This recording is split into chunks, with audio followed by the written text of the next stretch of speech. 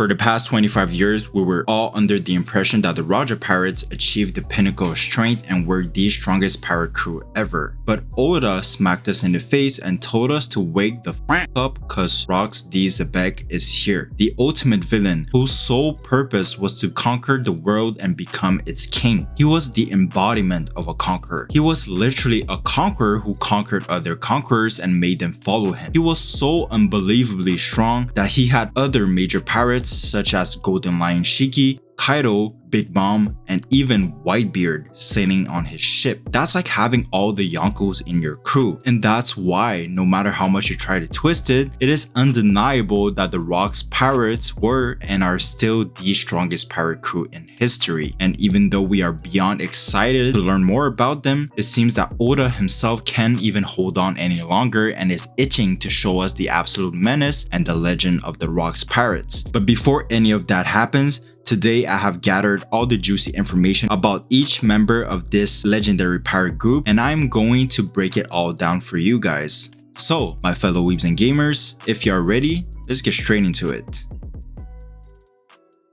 I was actually extremely surprised to hear that the world's strongest man, Whitebeard, was part of the Rox Pirates. Like, how can a great man like him, who fights and is ready to sacrifice anything to protect his sons, be part of such a violent group of pirates? But after looking back at his past, it started to make a lot more sense and my respect for him grew so much more. Edward Newgate was born on Sphinx Island and he was forced to become a pirate at a young age in order to support his birthplace with the money that he stole. And the reason for that is that Sphinx is a country that is so poor that the world government doesn't even want to protect, simply because they are unable to pay the heavenly tributes meant for the world nobles. This made Sphinx Island not only a lawless place, but also a perfect spot for pirates to raid. So yeah, basically Whitebeard was essentially doing piracy to support and to protect his people. And as he grew stronger and became more famous, he eventually encountered Rox and joined the Rox Pirates. But not because he looked up to Rox or whatever, but only because it would be far easier and safer for him to earn more money for his hometown. But after spending some time with the crew, he eventually realized that this is not the environment that he wants to be in. Violence, fame, and wealth were of no importance to him because all he really cared about was his dream to build a family. And it is actually really funny that I say that because at the end, Whitebeard achieved his dream after kicking everyone's ass, being probably the second person with the most clout in the world, and becoming rich as f. Next up is someone that Whitebeard recruited into the Rox, and that is none other than Kaido. And his upbringing is actually very similar to that of Whitebeard's. So, at the age of 10, he became the strongest soldier of the Volca Kingdom who needed to invade and loot other countries in order to afford paying the heavenly tributes for the world government. After a couple of years, at the age of 13, Kaido started to question the king and basically asked, why do they even have to pay taxes for the celestial dragons, and why do they even have to obey the celestial dragons, period? This ended up in the king sending him off to the marines to secure a place in the upcoming revelry. And remember when it was said during Kaido's introduction that he was captured 18 times? Well, it was because our boy was hungry AF and being captured is the easiest way to get some food. Later on, at 15 years old, he came across the Rox Pirates on Hachinosu and joined them after Whitebeard invited him. And it is under the leadership of Rox that Kaido got his ideology of a world of violence, because he was surrounded by violence. He lived in it. It was all he ever experienced as a child. So it makes perfect sense that he later on used this as the foundation for the Beast Pirates. And speaking of foundation, it was also during his time as an apprentice that he built a bro-sis relationship with Big Mom, also known as Charlotte Linden. And on the contrary to Rox and Kaido, who desired a world of violence, Big Mom dreamt of a world where all races can coexist together in peace with no discrimination. And although all of that seems pure and dandy,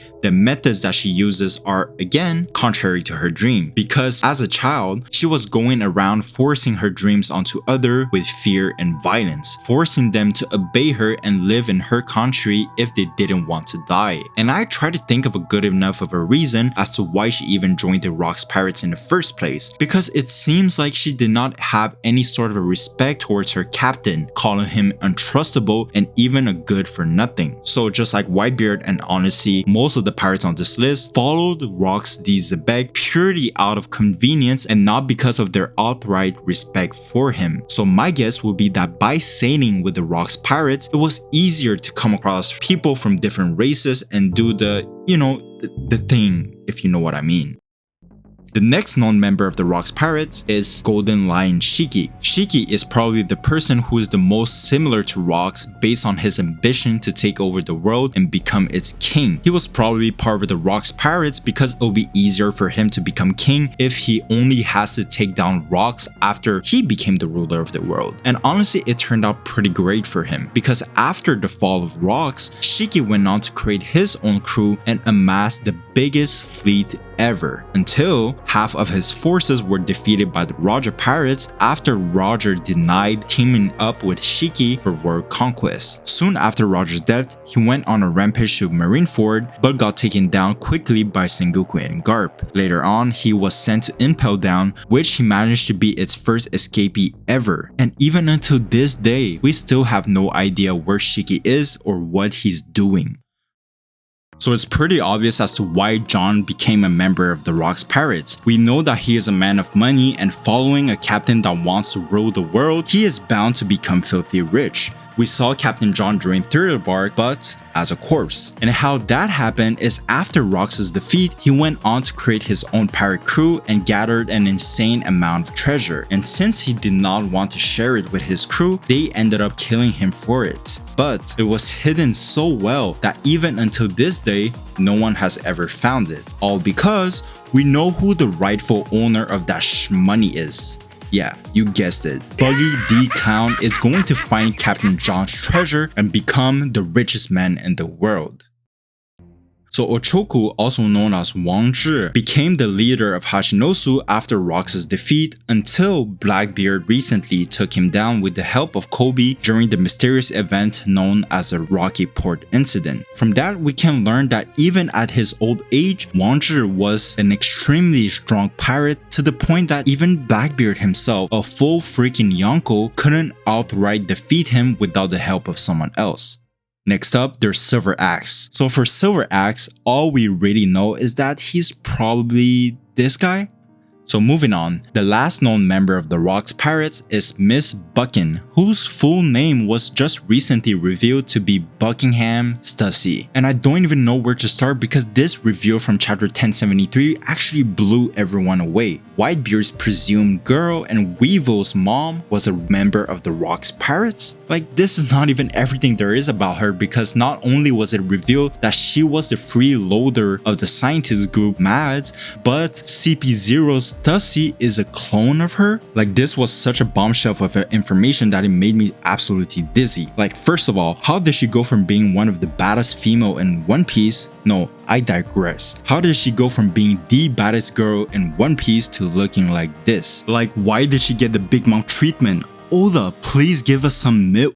And secondly, on a more serious note, in chapter 1073, she said to Marco that if he did not believe that Weevil is Whitebeard's son, then all he needs to do is to go ask Vegapunk. So based on this information, we can kind of deduce that Weevil, just like herself, is a clone of some sort. But also looking at his appearance, it seems more like he was either a failed clone of Whitebeard or he was some kind of a chimera type of an experiment where Vegapunk implemented DNAs of other strong pirates such as Whitebeard, Kaido, and maybe even Shiki into Weevil. Honestly, this is a conversation for another day, so if you want me to talk about it in a separate video, click the subscribe button and turn on the notification bell so that you don't miss any of my future content. So guys, thank you so much for watching, and if you want to know my prediction for the final bounties of the 21 pirates with the highest bounties in One Piece, click this video right here. And like always, until next time, drink some Coke.